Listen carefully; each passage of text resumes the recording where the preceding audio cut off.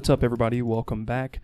Today we are looking at the VPG Mustang wheel, a sim racing wheel designed as a direct adaptation of the steering wheel found in the Ford Mustang GT3. This isn't a wheel inspired by racing. It's built to replicate the layout, grip profile, and driving position of the real GT3 car, translating that experience directly into a sim racing environment. The focus here is authenticity. From the rim shape to the control placement, everything is designed around function, visibility, and confidence during long stints and high-pressure driving. I've spent time with this wheel on track to see how well that real-world design translates into sim use. In this video, we'll break down the build quality, ergonomics, driving feel, and who this wheel is really for. Let's get into it, guys.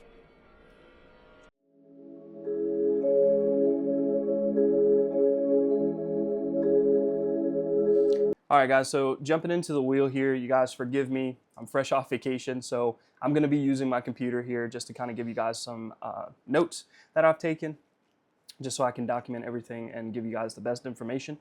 So this wheel is actually made with the carbon fiber faceplate and the same mold and process as the actual GT3 Mustang. Weight's just about 1.1 kilos, which is pretty light considering the wheel itself. Honestly, I think it got heavier when I put the QR on it, and I think the QR is actually the heaviest thing besides the wheel. So it's definitely crazy. Diameter is about 309 millimeters, so it's right in that GT3 sweet spot for me in terms of other GT3 rims that I've tested, but it's definitely solid. I think I've had no flex on this wheel, nothing at all.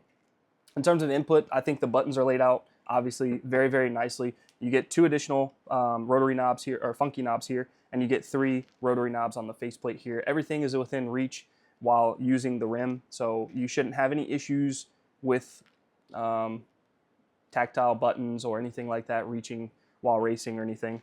The switches, very, very nice. They're nice and clicky. I think in terms of wheels, besides my GSI, I think this is actually my second favorite. It's very, very up there in terms of the GSI, in my opinion. So it's very nice. They're clicky, responsive, and I can hear them with my headsets on. Plus, I think it's cool. You get 2 additional buttons on the back. So it's really, really cool. You have a lot of programmable buttons here. And you get 79 different programmable inputs. So it's a lot for a GT3 wheel, which I think is nice. And with that being said, there's 76 different individual RGB LEDs that are all configurable through SimHub as well. So on the back, you got 2 paddle shifters, 2 clutches. The clutches were a bit of a weird thing for me, but since obviously they're coming from the actual car like this, it's definitely interesting, and it didn't take anything to get used to, actually. It just feels good. It's one of those things, like, you look at it, you think it's weird, but it just feels nice racing.